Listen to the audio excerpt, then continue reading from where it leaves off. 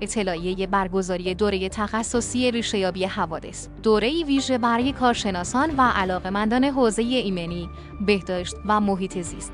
برگزار کننده علی بوزار، مربی ایمنی در صنعت نفت و گاز. شرح دوره: در این دوره شرکت کنندگان با روش‌های مختلف ریشه‌یابی حوادث از جمله روش 5 چرا، 5 وایس، روش درخت خطا FTA، روش درخت رویداد ETA، روش تحلیل علت و معلول فیشبون ایشیکاوه و سایر تکنیک‌های تحلیلی مورد استفاده در صنایع نفت، گاز و پتروشیمی آشنا می‌شود. هدف دوره افزایش توان کارشناسان در شناسایی دقیق علل اصلی حوادث، پیشگیری از تکرار و ارتقای فرهنگ ایمنی سازمانی. مدرس علی بوعزار، مربی ایمنی با تجربه در صنعت نفت.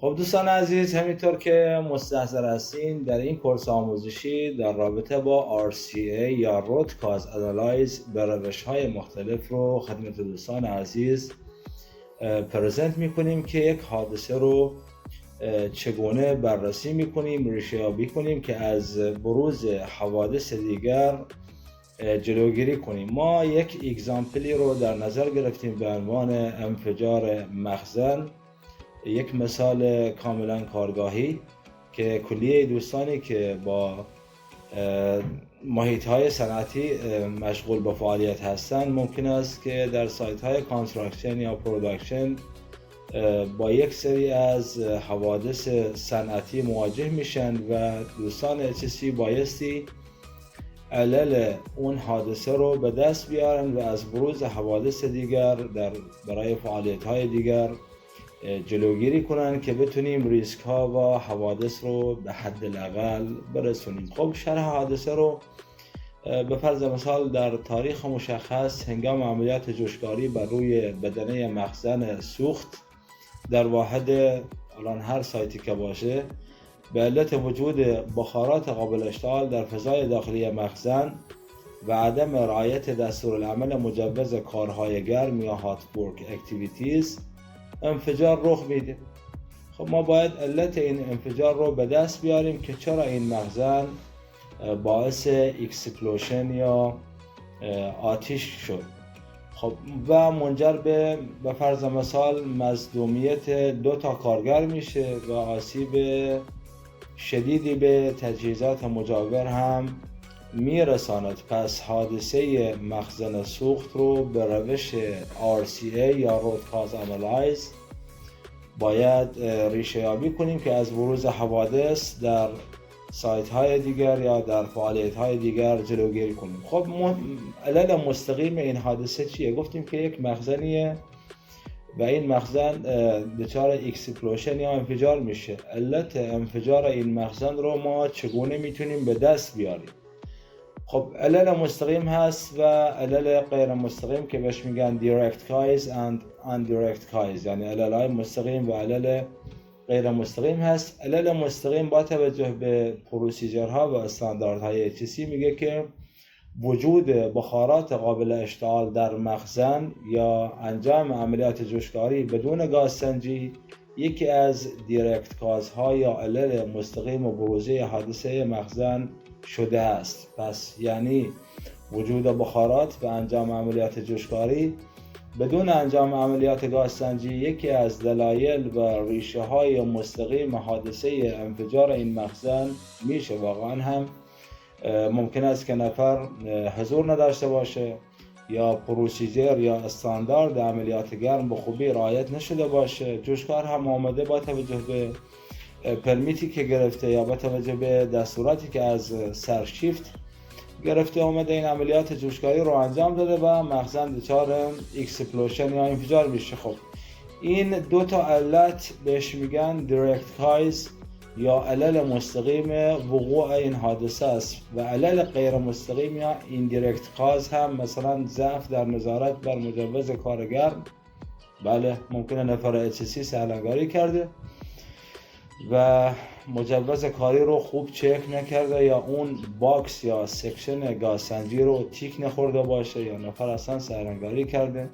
آموزش ناکافی کارکنان، ممکنه که این کارگر تازه وارد صنعت شده، تجربه کافی رو نداشته باشه یا متخصص و کوالیفاید اون فعالیت نباشه، نبود تهویه مناسب در محیط کار باعث میشه که این مخزن منفجر میشه. یعنی مخزن در صورتی که به صورت کامل ونت نشده باشه، اکسپلوشن یا انفجار مخزن ممکن است که اتفاق بیفته. پس با توجه به ریشه‌یابی حوادث به روش RCA یا روت کاز آنالایز که علل مستقیم و غیر مستقیم این حادثه رو ممکن است وجود بخارات قابل اشتعال به صورت دیرکت گاز هست و عدم انجام عملیات گازسنجی یا حضور نفر ایمنی یا عدم ونت کردن این مخزن میشه به عنوان ایندایرکت گاز یا علل غیر مستقیم حادثه است. خب به روش FTA یا Fault Tree Analysis یا همون درخت خطا در صورتی که ما نیاز هست طبق پروسیجر و پالیسی شرکتمون که این حادثه انفجار مخزن رو به روش FTA یا Fault Tree Analysis ریشه‌یابی کنیم، میشه که حادثه اصلی انفجار مخزن سوخت هست و ریشه‌یابی این حادثه به روش FTA میشه وجود منابع جرقه یا انجام عملیات جوشکاری بدون اخذ مجوز کاری. سکشن بعدی حضور بخارات قابل اشتعال در مخزن، یعنی عدم انجام عملیات گازسنجی به داخل مخزن توسط واحد HC باعث میشه که این اکسپلوشن یا انفجار رخ بده.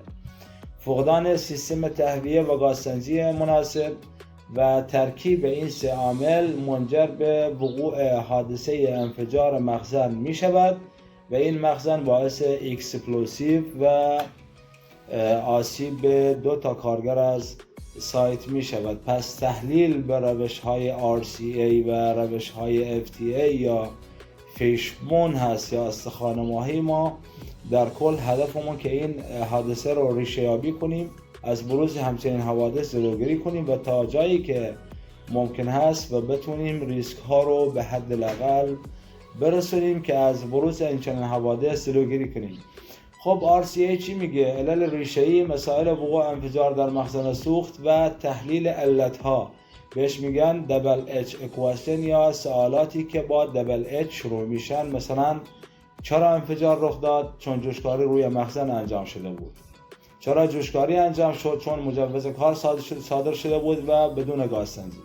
چرا گازسنجی انجام نشده بود؟ چون تجهیزات گازسنج در دسترس نبود.